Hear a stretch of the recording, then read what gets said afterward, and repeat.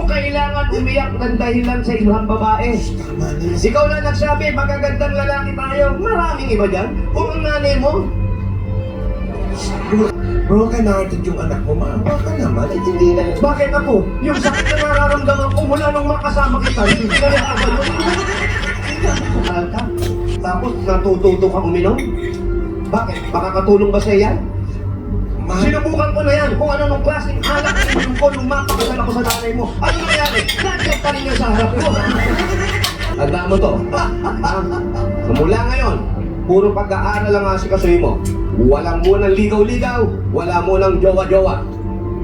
Ayokong maparis kayo sa akin na nagsisi ako bandang huli. Bro naman, huwag naman masyadong. Pupunta ka na kwarto. Wow, mag-uusap tayo. Ah,